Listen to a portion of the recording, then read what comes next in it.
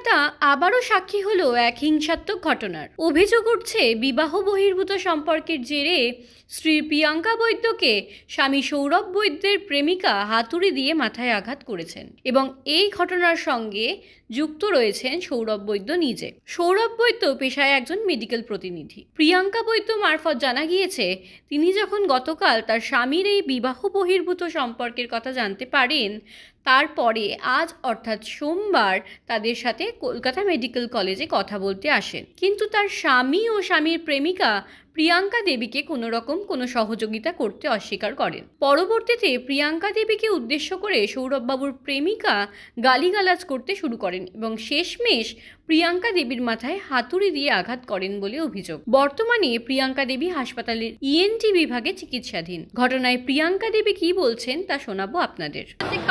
বেরিয়ে যায়, মেয়েটিকে ডাকি, বলি বাইরে আসো, বাইরে তোমার সাথে কথা বলবো, হসপিটালের ভেতরে সব কথা বলা যায় না পার্সোনাল ব্যাপার নিয়ে। মেয়েটি কথা শোনেনি এবং নোংরা অশ্লীল ভাষায় গালিগালাজ করতে থাকে আমাকে। তারপর কোথা থেকে কি হাতুড়ি তুলে ঘরের পেছন ঘরে আমাকে, তখন কথা বলছিলাম, বচ্চসা হচ্ছিল ওর সাথে, একটি ঘর থেকে ঢুকিয়ে কোথা থেকে হাতুড়িটা বার করে আমাকে মাথায় মেরে বলছে তাড়াতাড়ি আসো দেখো, আমাকে মেরে ফেলার চেষ্টা করছে। ততক্ষণে অলরেডি আমার মাথায় অ্যাটাক করে দিয়েছে। সব মহিলারা এতটাই জঘন্য নিকৃষ্ট হতে পারে, যারা একটা ফুলের মতো সংসার ভেঙে এইভাবে অন্যের স্বামীকে নিয়ে শুতে চায়, তাদের কি ভালো হবে?